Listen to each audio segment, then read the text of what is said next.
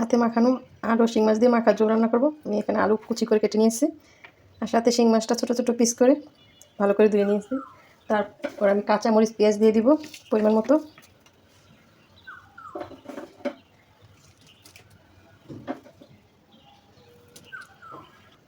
লবণ, এক এক শুকনো মশলাগুলো দিয়ে দিব, হলুদ গুঁড়ো, ধনিয়া,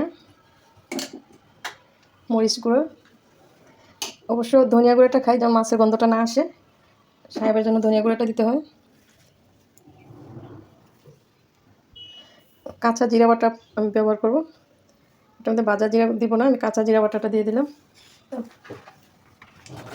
পরিমাণ মতো অল্প তেল দিয়ে মাখিয়ে নিব।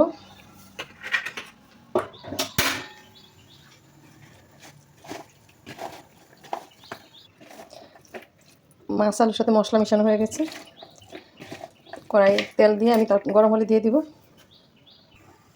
তেল গরম হয়ে গেছে, আমি মাছগুলো দিয়ে দেবো, দিয়ে ভালো করে কষিয়ে নেব।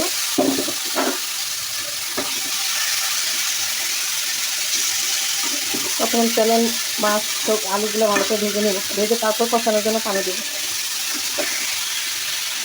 আসসালামু আলাইকুম, কেমন আছে সবাই?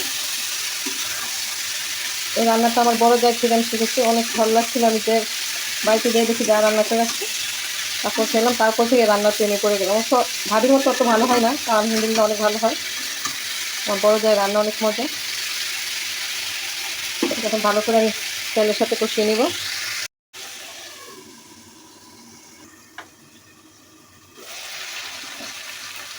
অল্প করে পানি দিয়ে দিব কষানোর জন্য।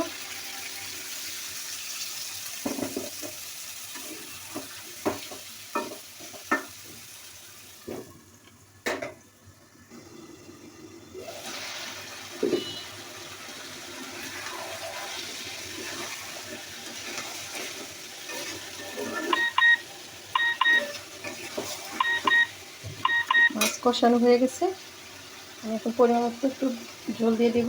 ঝোলটা একটু মাখা মাখা হয়ে গেলে আমি নামিয়ে নিব।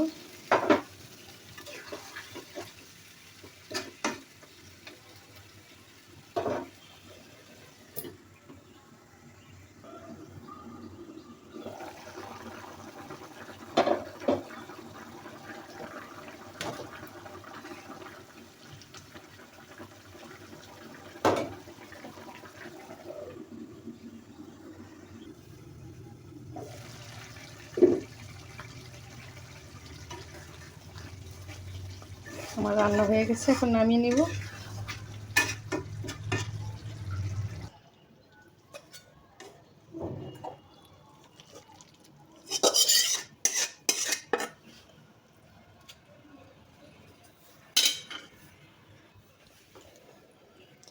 আলহামদুলিল্লাহ, আমার রান্না কমপ্লিট। ভালো থাকবেন সবাই, আল্লাহ হাফিজ, ধন্যবাদ সবাইকে। দারুণ হয়েছে মাস।